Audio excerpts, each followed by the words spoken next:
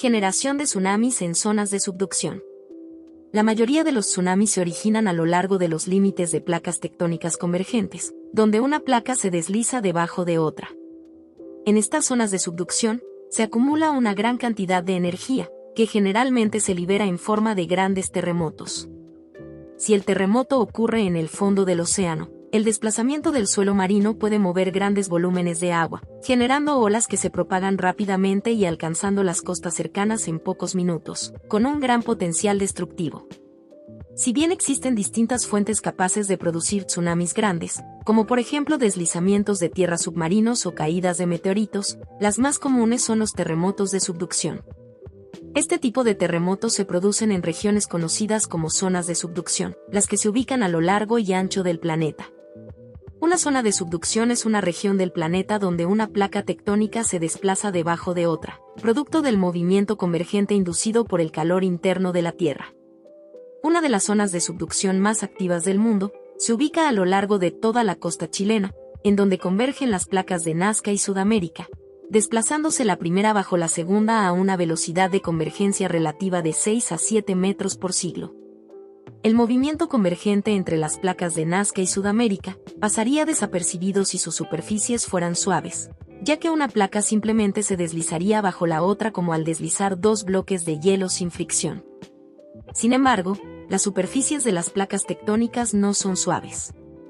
De hecho, sus superficies son bastante rugosas, por lo que, al deslizarlas entre sí, las placas tienden a quedarse trabadas una con otra. Este proceso de trabamiento de placas se le denomina comúnmente acoplamiento.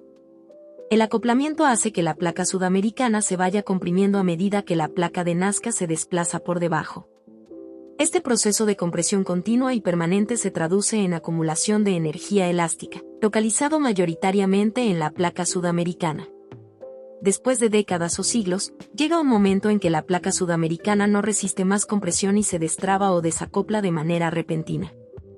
Este proceso de destrabe repentino se conoce típicamente como ruptura o fallamiento, ya que el contacto entre placas que estaba trabado se rompe. Al romperse el contacto, la placa superior se desliza por sobre la placa inferior hacia un estado de mayor relajo mecánico, el resorte se estira.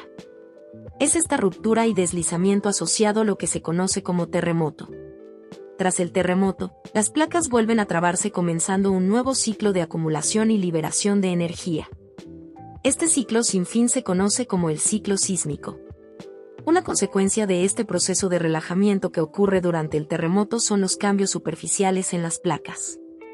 En particular, los terremotos de subducción deforman verticalmente la superficie, provocando un área de levantamiento y una de hundimiento. El tamaño y ubicación de estas áreas y la cantidad de movimiento vertical en ellas dependen fuertemente de las características del terremoto y de la geometría del margen de subducción. Los tsunamis ocurren cuando la deformación vertical durante el terremoto se extiende hacia el fondo marino. Específicamente, debido a la casi instantaneidad de la deformación del fondo marino, la superficie del océano en esta zona también se deforma siguiendo un patrón espacial similar. Por acción de la gravedad, dicha deformación repentina de la superficie del océano colapsa, resultando en una serie de ondas oceánicas que se propagan hacia la costa y hacia el océano Pacífico. Estas ondas se denominan maremotos o tsunamis. Dadas las grandes dimensiones de largo y ancho de ruptura de los terremotos, aproximadamente entre 100 y 1000 kilómetros, comparadas con la profundidad del océano, entre 1 y 10 kilómetros, los tsunamis son clasificados como ondas largas, lo que hace que sean fenómenos potencialmente destructivos.